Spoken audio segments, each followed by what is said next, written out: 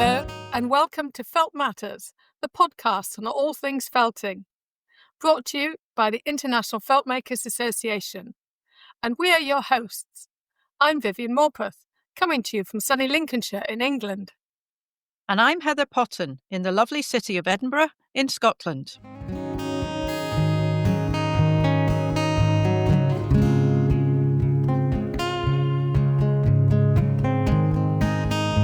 Okay, I could start.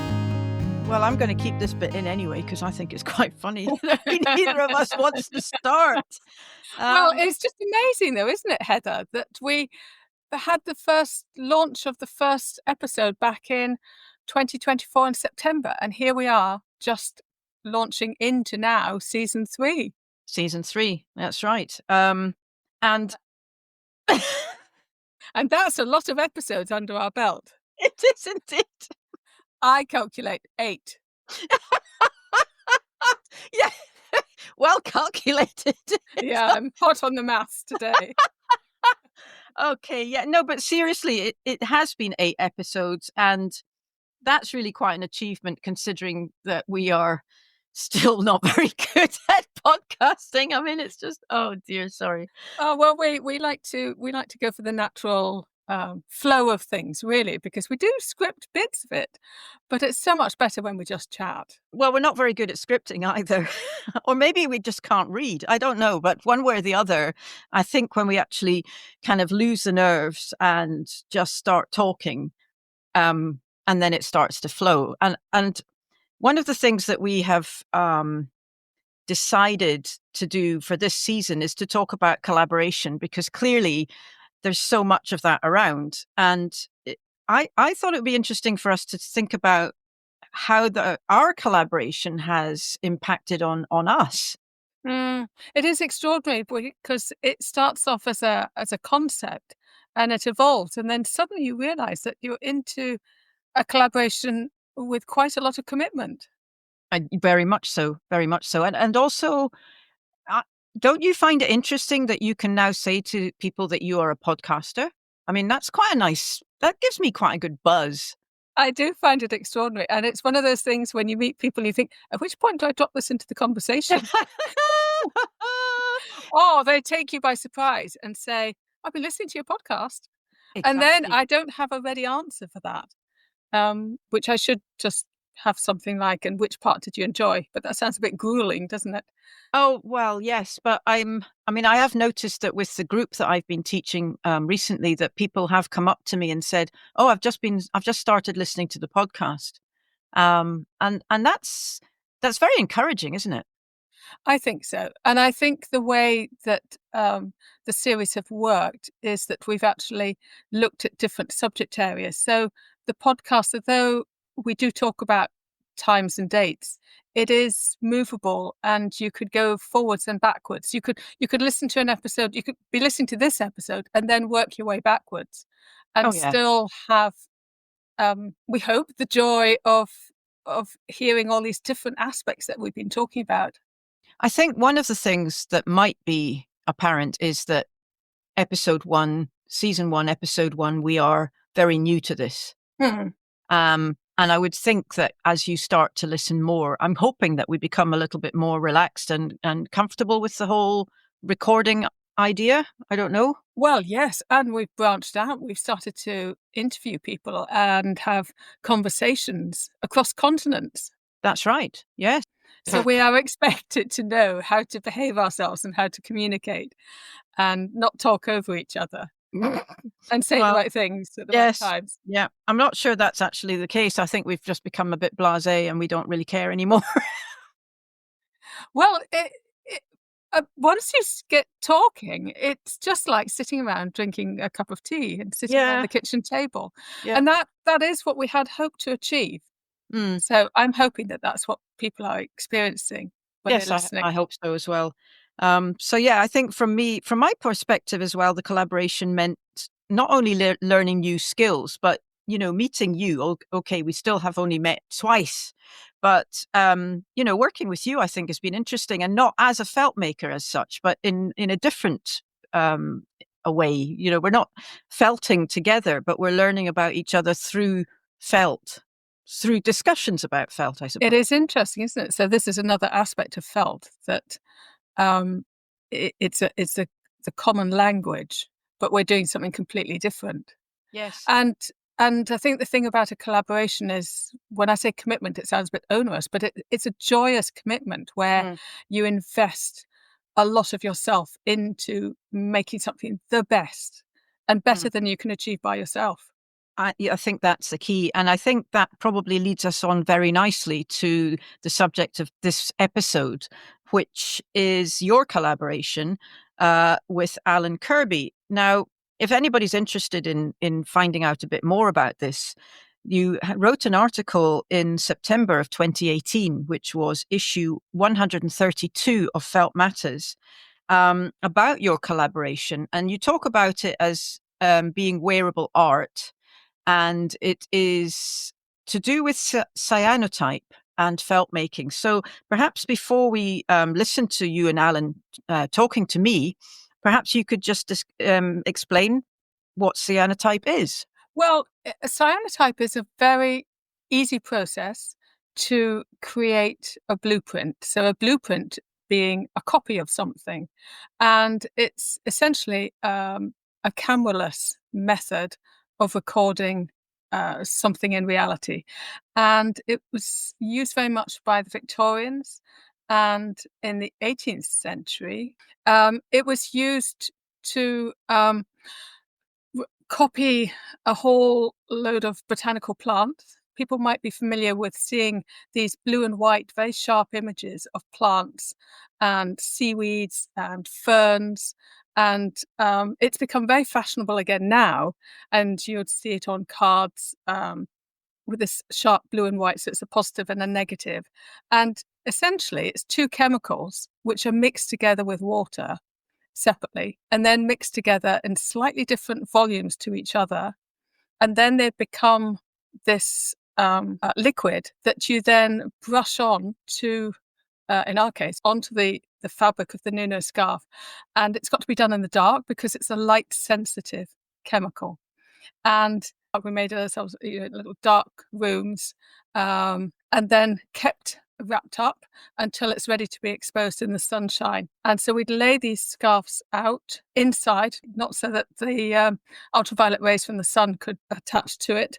And then we put a design on top. So we started off by taking things like ivy leaves from my garden, and we'd create a whole pattern. When these are pressed down flat, and then the whole of the scarf is exposed to sunlight, then where the leaves are, the leaves remain white underneath. And everywhere else turns this incredible Prussian blue. But as Alun says, halfway through, it looks like a bit like mud, and it goes yellow, and you don't know what you're doing unless you're experienced, until you've finally rinsed off everything. I was just thinking that in a way, it felt making is a bit like that too, though, isn't it? Because I know that I've just been making some sample vessels, and until the very end, you just think this isn't going to work. You have to have great faith in the felt making process as well. Yes, yes. Maybe that's where I didn't feel so stressed, but Alun felt very concerned that we had made these art pieces and then they were going to be destroyed in the actual chemical transition, the process of that. Yeah, I can understand. I mean, you in your article, you talk about a woman called Anna Atkins, who developed cyanotype in the 18th century. Yes. Yes, and she was recording her collection of seaweeds. And then, yes, as you mentioned, John Herschel then started to use it, hence the term blueprint, when he was copying notes and diagrams. So it was used for two completely different things, wasn't it? It is, yes. Yeah, and it's so easy to do. I mean, you can buy ready prepared sheets of paper and have a go and make beautiful cards, or you can buy the two chemicals and mix them yourself. They sound toxic because there's ferric ammonium citrate and potassium ferrocyanide, but they're not. They're not toxic at all. I've tried it once, but only very briefly, and certainly the results that you got with your nuno scarves is quite remarkable. And I think well, what better than to listen to the interview that we had with you and Alan, and I interviewed you, so it was lovely to. Oh, that was Um, such fun. Thank you, Heather. it was nice. It was lovely to be in charge for a change. Don't look at me like that. Nobody's seen my eyes rolling at all. Okay, let's hear it. Okay.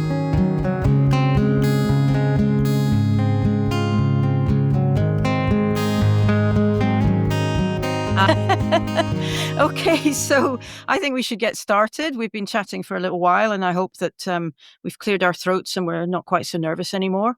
And so, Vivienne, you are a guest today, and Alan, you are also a guest for the very first time. And I was wondering if you could perhaps introduce each other to our listeners. So, who would like to start? Well, I'd nominate Alan. Okay, so Vivienne. I first met Vivienne when she was working at York Steiner School as a teacher, and we were colleagues. First, I was a parent at the school and then a colleague. I wasn't a teacher. I worked in the administration side of the school. And how long ago was that? 12? 12 years, 11, 12 years, yeah. Do you know why I remember Alan? Because although I knew you as a colleague, I didn't know that you were an artist. And it was when I was organising a really large class trip and I came into your office and you were helping me with the budget. And I saw your work on the wall, your fantastic cyanotypes. And then we got chatting. Well, at that point, I wasn't even really an artist, I don't think. I'd not managed to convince myself that was what I was, even though it was what I kind of secretly wanted to be. I did photography for decades, really. And I've been doing cyanotypes for 20 odd years. But at that point, I was still too lacking confidence to do very much. And it was actually working with you and seeing your work, Vivienne, that prompted me to try and exhibit things. Okay. Well, that's extraordinary because really, I mean, I would say it was the other way round because you decided to curate a couple of exhibitions and I did, host yeah. them at the York Steiner School. I did, but one of the prompts from that, I think, was seeing your work at the school fairs. Because wanting to do the exhibition was an excuse not to have to exhibit on my own, and I could invite people whose work I admired. And I'd been admiring your work at the school fairs, Vivienne, especially your wearables. I think that's interesting because from an outsider's point of view, one of the things that you seem to have in common is blue. And I don't know if I think cyanotype is usually blue. Is that right? It is usually. So I've kind of played with it and found ways to make some different colours. But it's traditionally and almost all the time blue. So yes. Mm-hmm. But the thing is that it doesn't have to just be blue, does it? I mean, we managed to get quite a lot of drama happening by combining it with white and leaving white areas. Yeah. And I was thinking about some of that in our collaboration, actually, Vivienne, and I think those restrictions have actually been very creative for us, of limiting ourselves to white silk and white wool and blue cyanotype. When you had your exhibition to begin with, you weren't collaborating at that point. So, Vivienne, how did the collaboration come about? Well, I think I'm probably lazy at collaborating because it was Alan's suggestion. And Alan said to me, do you know, it'd be really interesting and I'd love to try cyanotyping onto textiles and onto felt and onto silk.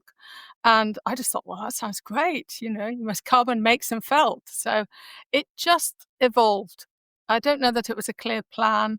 It was, in my memory, Alan, that you came and we made a piece of felt together and I showed you how to make it. In fact, this might even be I think it is. I think that's the original first one. piece that I'm wearing as a cyanotype scarf that I'm wearing at the moment.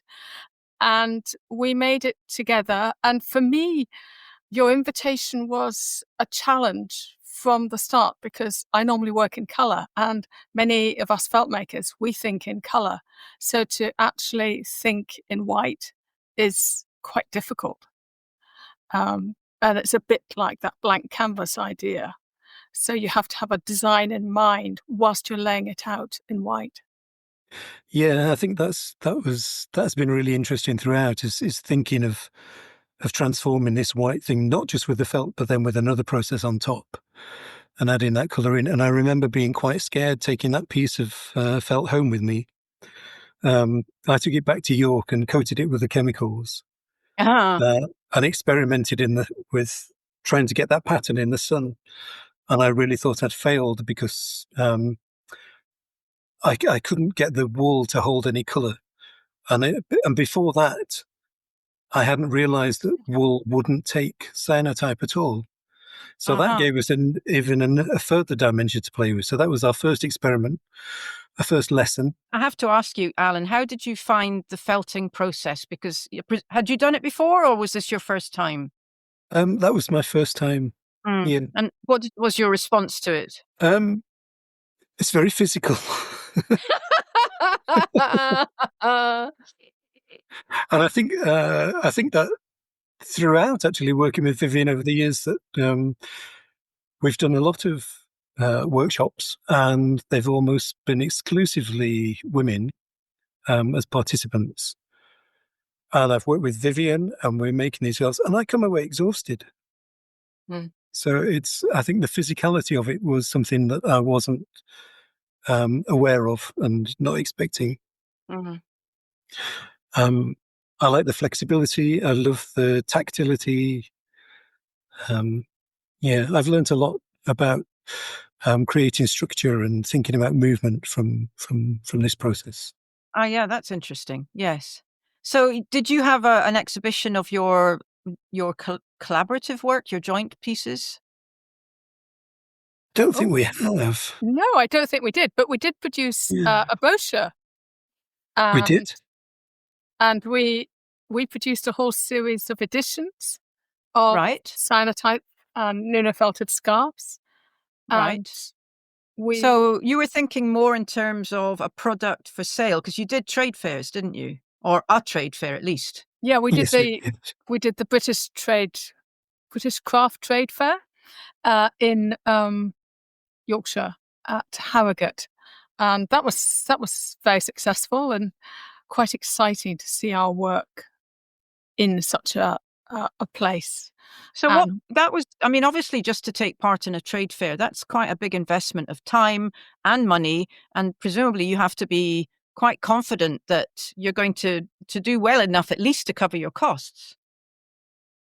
I think we were just so excited. You know, we'd been collaborating for 2 or 3 years by then, and we had developed this series of scarves that were an expression of the story and the landscape that we were both working with. And then we wanted to share it, didn't we, Alun? And we created this workshop program and then went around the UK teaching together. I mean, that's massive. Yeah. I think we were kind of shyly very proud of what we'd created, and we personally found them very beautiful pieces. I always liked what Vivienne was producing, and she liked what I was producing, and it just worked. We had a lot of fun, and it didn't feel forced. It felt very natural. The workshops were great, and the trade fair was something I'd never done before. It opened up some new doors for us, didn't it? Because we were suddenly exhibiting, as in selling, in Scotland and the Isles of Scilly. Yeah, in a posh gallery on the Scilly Isles. Yes, it was unexpected. And since collaborating with Vivienne, I started with things like Open Studios, which was quite a big thing in York, and had a solo exhibition in York, and then all kinds of exhibitions since then. So it gave me a lot of confidence, this collaboration, I think. Right. And what about you, Vivienne? Did you exhibit before and after the collaboration? Yes, I have. Yes, but my overall excitement has always been in teaching and Right. sharing and talking about the ideas. Mhm. And although exhibiting is part of being an artist, and if it doesn't happen often, then you have to push yourself to go and find somewhere to exhibit and to put your work on a gallery wall rather than on a crafts stand, Yes. just to have a different response and a different agenda, if that's the right word, direction. Because we were aiming very high. What we loved about our collaboration is that we were separate artists, and we were pushing ourselves to work to the best that we could. So it was a real challenge to try and combine cyanotype with nuno felting, and then create this third dimension, so to speak, because they're two different art forms, and then we're creating this third art form. So I think, as Alan said, that gave us a huge amount of confidence to just take it forward in our own work. And I mean, Alan, you then went on and collaborated with, you became interested in stitching and Yeah, quilting. I did. Yeah. So the introduction to fabrics through felting. I started a collaboration with a quilt maker in York called Tessa Lazell, who hand dyes and hand stitches sashiko quilts, and her work is beautiful. And since then, I've made a few quilts. I've managed to find ways to make fabric pieces part of my own practice rather than a collaborative practice. And that's something that I wouldn't have done before. Yeah, that's incredible. I mean, Sashiko again is predominantly blue and white, isn't it? Am I right? It is, yeah. Especially when you do it with cyanotype printed pieces of fabric, it tends to be blue and white. But I could dye my own thread as well to make custom threads as well as custom fabrics. So it's opened up different avenues in my own practice as well as in this collaboration. So yeah, the collaboration has influenced your work and pushed you into totally different directions that you would never have done before. Do you feel that the same way, Vivienne? Yes, I think, well, having a really solid collaboration does give you the skills, I suppose, to articulate your ideas. And I think it wasn't just the sharing artistically. We also had this sort of great trust in each other's opinions, and it was great to share those ideas. And so taking that forward, I mean, look at us, Heather. You and I are collaborating now. And so a collaboration as a felt maker can take you in all these different directions, really. Still chatting about felt, though. Yeah. I mean, I think what is interesting is when you are working alone, you've got nobody to bounce the ideas off, and you start, and well, more often than not, you start to doubt yourself. Either that, or you think, I'm just being so arrogant, and I don't know, but I suppose it's just a leveling, isn't it? If you've got someone else to talk to about things. I think so, especially if you can talk as equals, and it's not a competition. No. But you equally motivate each other. Yes, I mean, there must have been, well, I'm guessing that there might have been times when one or the other of you was feeling insecure or just tired or demotivated, and the other person is there to keep you going. Yeah, we did have some good chats about life. We did, and some good lunches. Oh, yeah. We had this sort of routine, which again, I think for a collaboration is having a rhythm. So every few weeks, Alan would come to my studio and we'd felt for the day, and we'd start with coffee and decide what we were going to felt, and then go into the studio. And Alan always made more than me, and I used to think, oh, it's because I've gone and made the lunch. And but Alan's a hard worker, and he kept pushing away. I felt that the time together was quite precious, because it was a relatively long journey there and back. And we had other things going on in our lives, so these times were quite precious, and we wanted to make the most of it. And it was a very enjoyable period I got to spend in Vivienne's studio. I mean, nowadays people just take photographs and record every minute of what's been going on. Did you do the same then, or do you have records of actually working together, not just the pieces that you made, but the work? Yeah, I've got some, but I mean, we're talking about from 2015, 14 to about 2019. And I think now we're far more liberal with our phones and photographing, even in the last 5 or 6 years. Yeah. Yeah. That's why I asked you because, Yeah. I mean, I know that I've done a lot of things in my life where there's very little Mm. photographic record of, and if there is, they were printed photographs which fade and then get stuck together or whatever, and you don't have them forever. Whereas digital photographs are, quite a good way of keeping this record, aren't they? We may have missed a trick, but I think I remember those sessions so fondly, and I think they were so engaging that we often got to the end and realised that we hadn't taken any photos of process, let alone ones of ourselves Yeah. having this fun. We had some interesting developments in the felting, though, didn't we? Because Cyanotype only works where there is a tighter weave, so to speak, than you can get from wool. Then we had to place the areas of fabric in different areas, but we didn't want the whole of the surface covered in fabric. So we explored different ways of doing that and different ways of layering it and working on the back and the front so that we'd have fabric on both sides. So, for instance, with a scarf, you could flip it and it would still have cyanotype on both sides. But then we made quite a few wall art pieces as well. And I love collaborating. I think it's an incredible way to learn new things, things that you would never think of learning in the first place.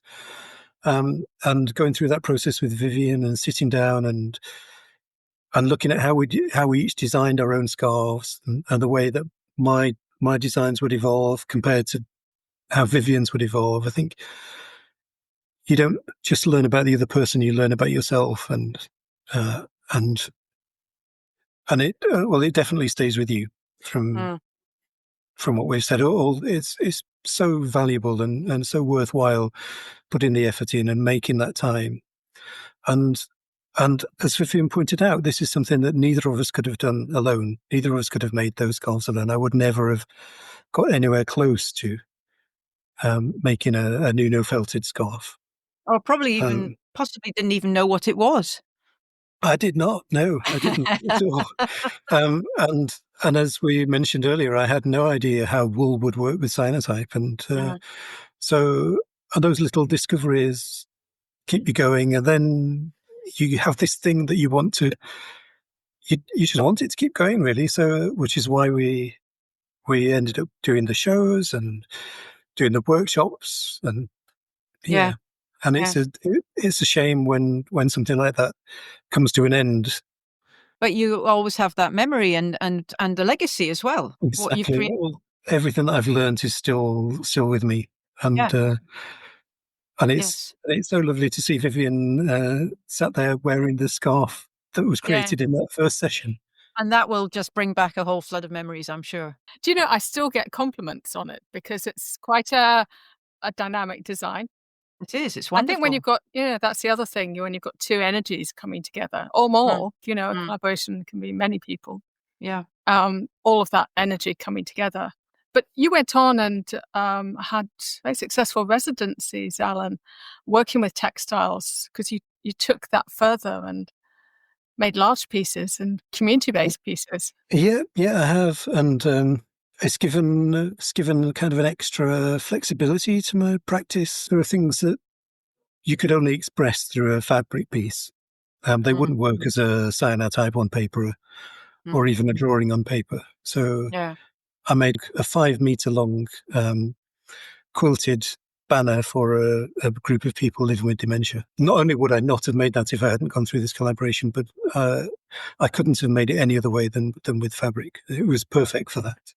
That's wonderful. I would really just like to say thank you very much just for sharing this collaboration with me and with our listeners, because working together is so valuable.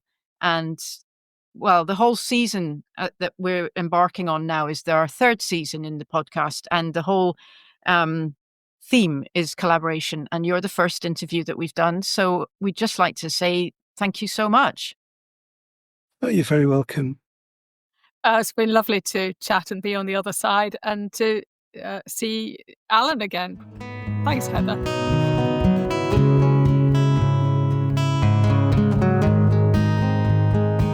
Having spent all these years of actually being in a real studio with Alun, it's extraordinary to think that he's now speaking to us from Portugal, in fact. And it's turned out to be a fantastic place for him and his family. It also seems to be quite a creative area that he's moved to, so he's been able to develop his artwork there. Of course, it takes time, Yes. but he's able to do that. So Yeah. it's fantastic to see him. Yeah. And I think that's the beauty of our podcast, and the fact that we're now beginning to sort of spread our wings a little bit and talk to people who are in other countries, in other time zones.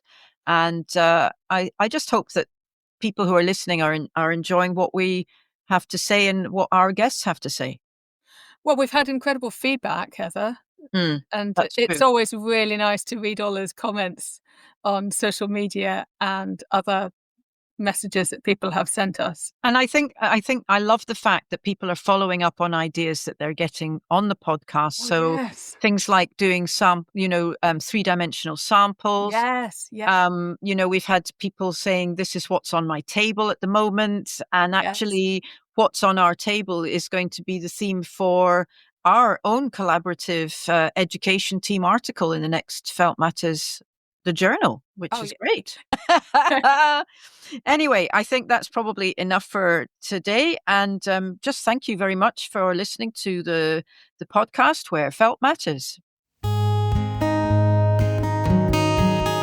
This podcast is brought to you by the education team of the International Feltmakers Association. Conceived, hosted and produced by Vivienne Morpeth and Heather Potten. Editing by Heather Potten. Music by Artie Williams. Graphics by Rafaela Morpeth. If, like us, you'd like to hear more from our amazing felting community, subscribe at the end of this episode. It helps other creatives to find us, and each episode will drop into your podcast platform for you to enjoy.